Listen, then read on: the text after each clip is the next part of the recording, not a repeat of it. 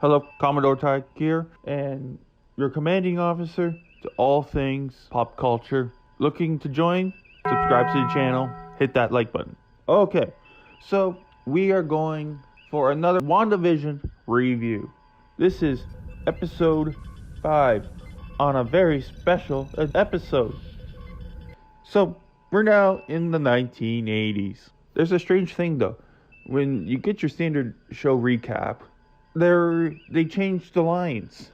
Because this time when Vision asks Wanda, where's Geraldine? Instead of saying, oh, she went home, Wanda says she doesn't belong here. Oh, she left, honey. She had to rush home. Oh, she left, honey. She had to rush home. She's gone. She didn't belong here. That's weird. That for the last two shows, they say Geraldine's gone home, but this time she says she doesn't belong here. That is interesting. So, we start our show, and Wanda's trying to get her kids to be quiet. And trust me, yeah. Screaming kids, very annoying. And I know my friends that are mothers, they know how this situation goes. They're trying everything. Wanda then tries to use her magic, but it doesn't work. Oh, just like... Well, I don't think it's very funny. Why won't you do what I want? Which is weird. She can control everything else, but her magic is useless against her children. So, Vision comes back in with some pacifiers, and he sticks them in his ear. That is not where those go. The noise cancellation is not that primary function. Oh boy. Agnes comes in. She's your stereotypical 1980s woman with this look. And she comes in asking if she could hold the children and take care of the children. Vision doesn't feel comfortable with her. And then she has some very weird behavior. Talking to Wanda face to face. And it's like, do you want me to redo it? Should I take it from the top? Like an actor asking a director what they thought of the last take. Maybe we better not.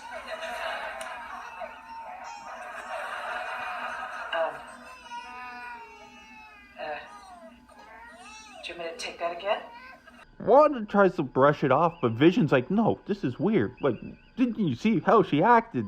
And she's trying to tell Vision, oh no, she's okay. She's just wanting to take care of the children, blah, blah, blah.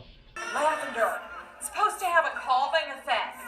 Ralph sprays it on me every night, but there's no taming this tiger. What? So strange.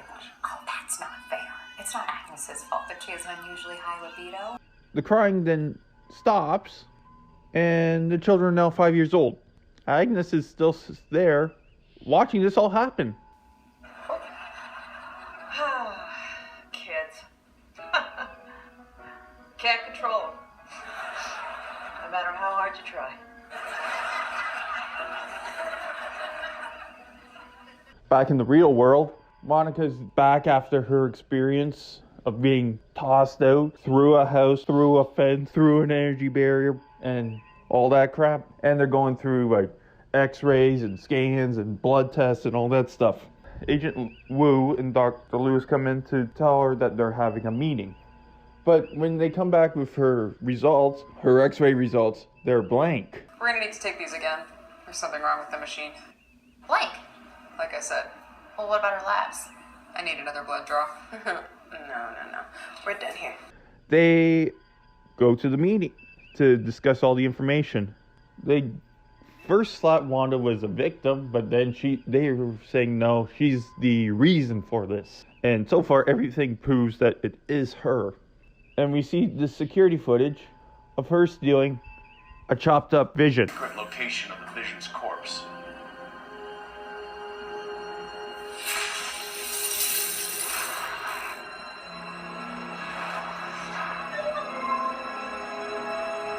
So by stealing his body, Wanda's even disrespecting the supposed man that she loves, own requests and his wishes, just because she wants. And the Vision's own living will.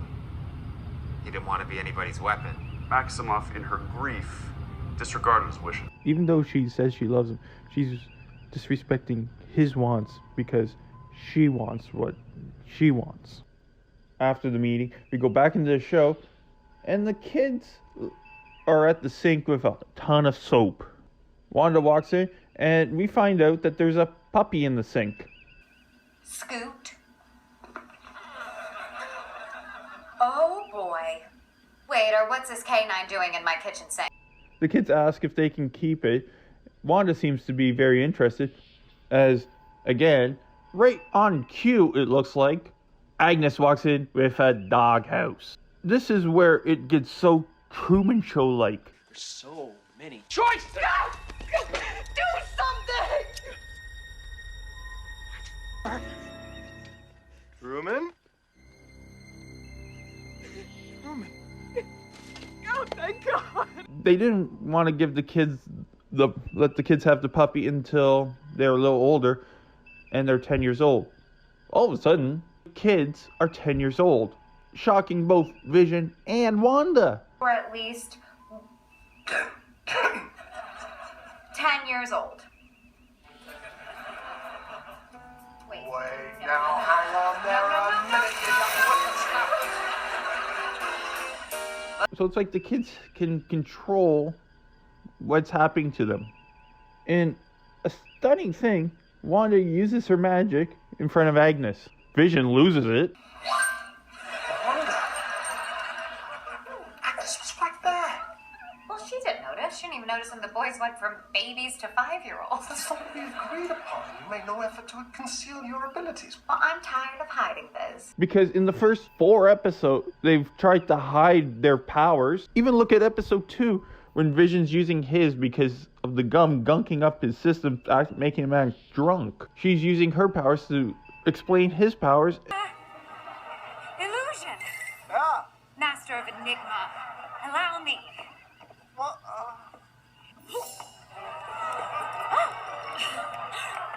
And now you're having her show off hers. We go back to the real world again. So we're going to be jumping back and forth between the sitcom and the real world.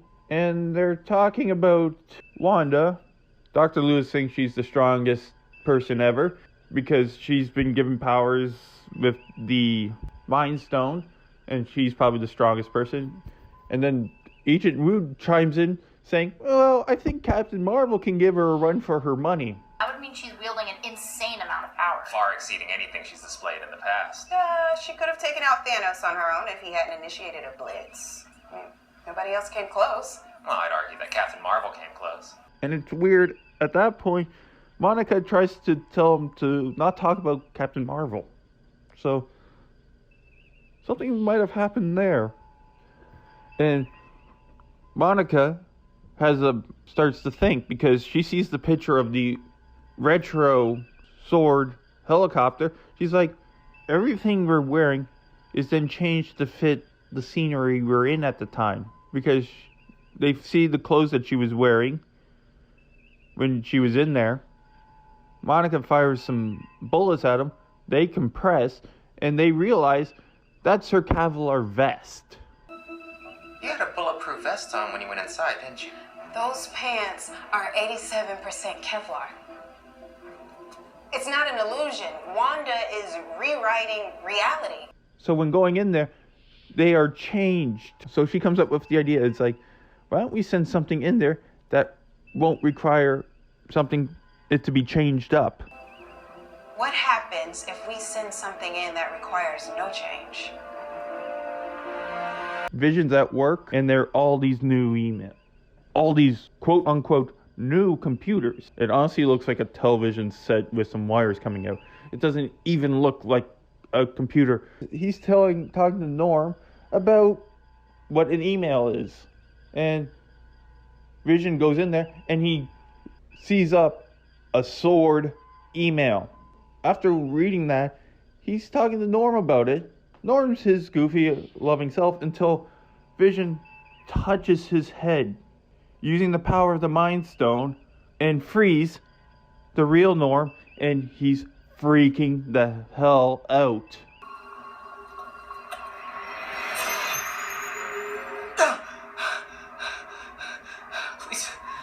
Please help me. What day is it? How long has it been? Where's my phone? I have to call my sister. 2 things here.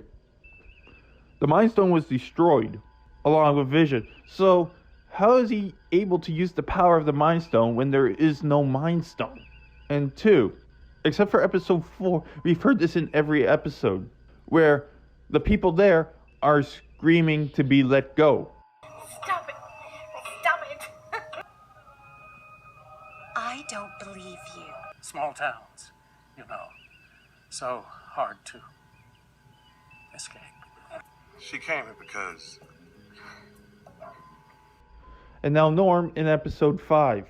So Vision is gravely concerned. So Wanda discovers the drone because she's out there with her kids looking for the dog because the dog escaped.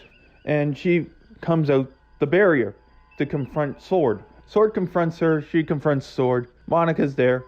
It looks like Wanda wants to attack Monica again. They're still here. And they're questioning her. Why is she doing this to the town? She says is, if you leave me alone, I'll leave you alone. She doesn't answer any of the questions. Why are you holding the town hostage? We're here to help you, but your actions are unexcusable. And she's like, all I have is what I want. It's me. Not giving a shit about the 3,000 people that she has captive. So she goes back in, and as she's going in, she almost kills Chief Haywards, and it looks like she's strengthening the field as she's going in with her powers, so nothing more can get into her perfect little bubble.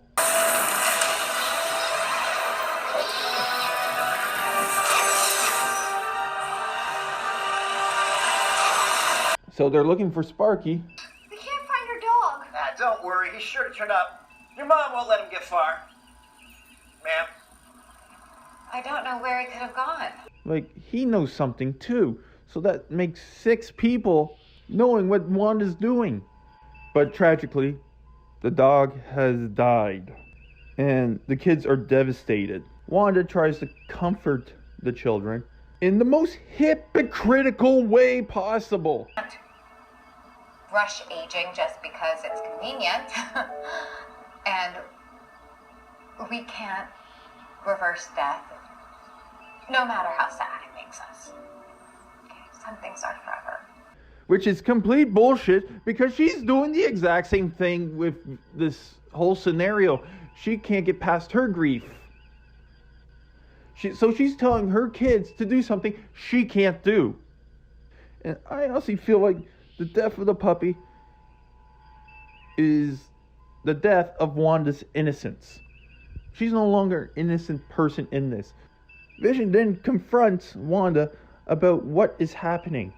She wants no part of it. But Vision is getting pissed off and wants to know what the hell's going on. What's beyond Westview. Wanda, no, I promise you. you don't get to make that choice for me, Wanda. You've never talked to me like this before. And she won't tell him. I'm not doing this. How can I be doing this? And Vision does not believe her. And I'm sorry, it's very hard to believe you when we know it to be true. Everyone knows it. And you're in complete denial, Wanda. All of a sudden, or it's a doorbell ring. Wanda's saying, it's not me. It's not me. So you're basically admitting that everything else is you by saying that statement. And at the door, it's none other than her brother, Pietro.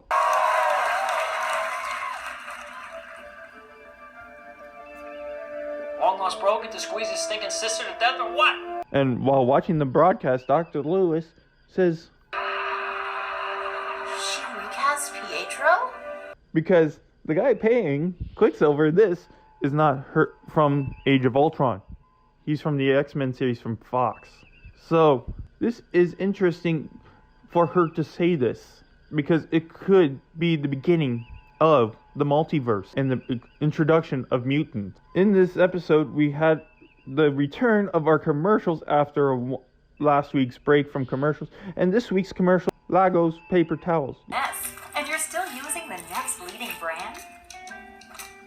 You need Lagos brand paper towels, the most absorbent paper towel available. And you know what Lagos is? Where all this shit happened in Captain America and Civil War. It's because of what Wanda did during those events caused all this stuff to happen.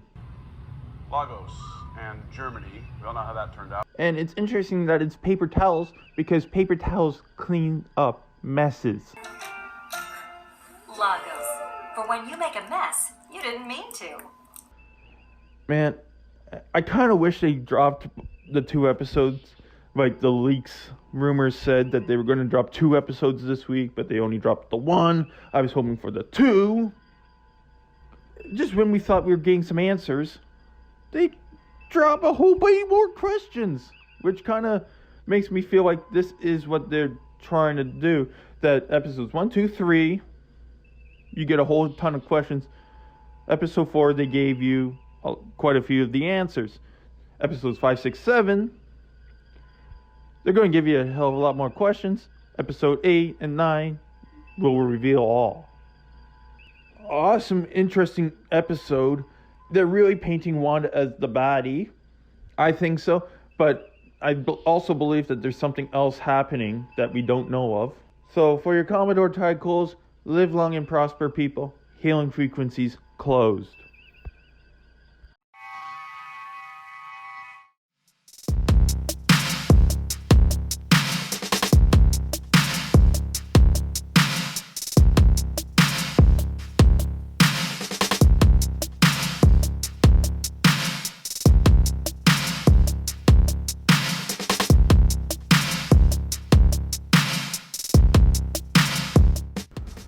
Thank you for watching the video. Please like the video, subscribe to the channel, watch one of my other videos, and if you can show your support by donating to my PayPal. So, for Commodore Ty, live long and prosper all, and for now, until next time, the hailing frequencies are closed.